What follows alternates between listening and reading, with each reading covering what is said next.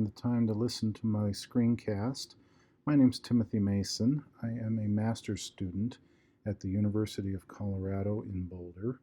This is my final project for the Computer Science 5229 Computer Graphics class taught in fall of 2019.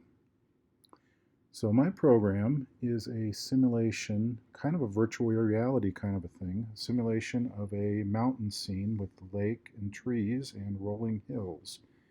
So let me go ahead and launch it for you and show you what it's about. Go ahead and go full screen to get the full effect. You can see there's a nice sky with mountains in the background. There's a lake in the foreground. Notice the nice specular lighting spot. This is per pixel Phong lighting, although somewhat simplified model. Lots of trees and, like I mentioned, random terrain. You can look around, you can walk around. Notice that the leaves on the trees are fairly realistic looking. They actually have cutouts. You can see through the textures where you should see through the textures. They are low polygon trees, so they start to look a little bit blocky as you get up close. But as I said, you can walk around. Notice the terrain is going up and downhill. The movement is tracking the terrain. It is obviously perspective. You can go back to the water. It won't let you walk into the water. If you look all the way down, you can see we're right up at the water's edge. Other things you cannot do. You cannot walk through a tree. And depending on how close to the edge of the world we are, and there you can see the edge of the world is fast approaching. Kind of looks like something out of an old Star Trek episode or something. Boom, there we hit the edge.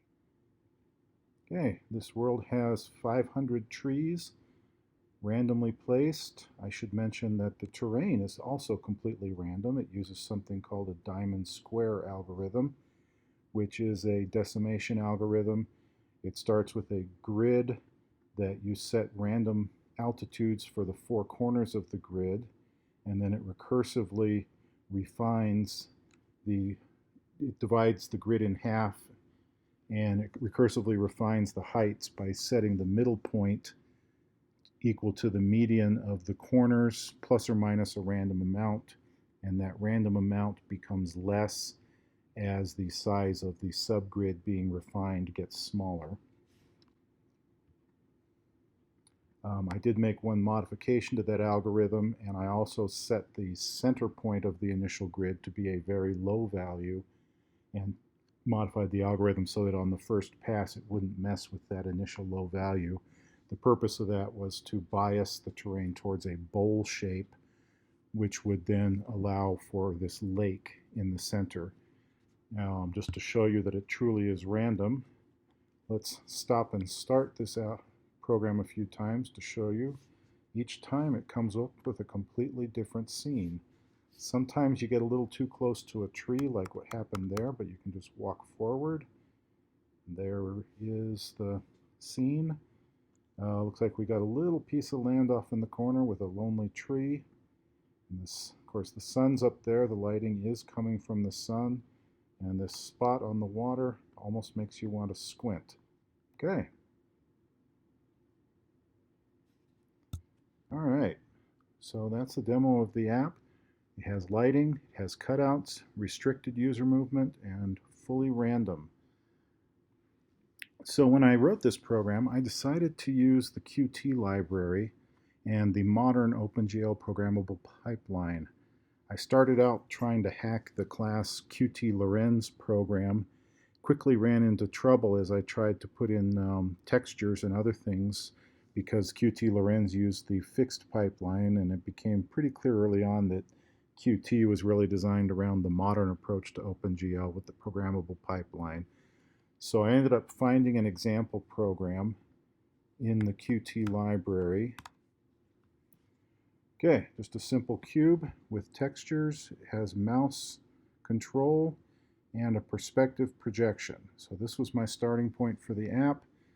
First thing I did was to take this cube, flip it inside out, get the user inside of it, change it to first-person perspective, and put a sky texture on that. See, I already talked about the dynamic terrain generation. Let's talk a bit about those trees. So each tree is an OBJ file. It's actually 500 copies of the exact same tree shown in my scene, each one a random size. Here's the OBJ file. You can see a lot of vertices, texture coordinates, vertex normals, and then all the facets that make up the tree, and it's divided into two sections with different materials, the branches and the trunk. So I took the class example object loader and I turned it into a C++ class which loads the file into and makes essentially an in-memory copy of the file in a data structure that mimics the structure of the file. Qt made that easier in that I'm able to use streaming classes and other convenience things within Qt as I load it into memory. A challenge I ran into with this is that the OBJ files are designed around having separate vertex buffers, texture coordinate buffers, and normal buffers, and all three of those buffers are indexed independently.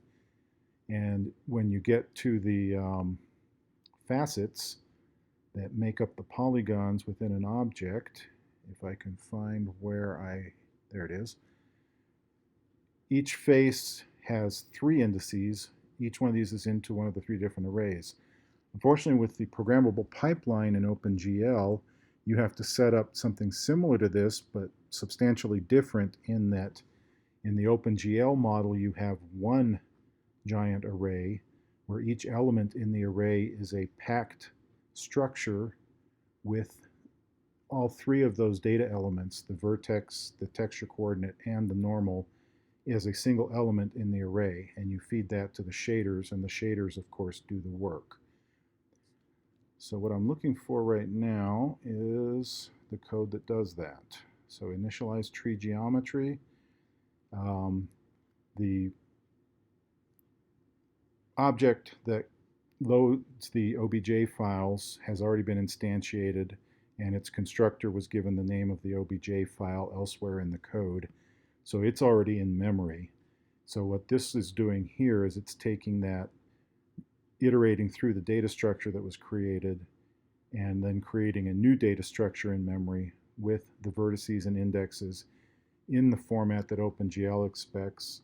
Here you can see this is one element of the packed array that's passed into OpenGL with a position, a texture coordinate, and a normal for each element. Okay, well, thank you for listening.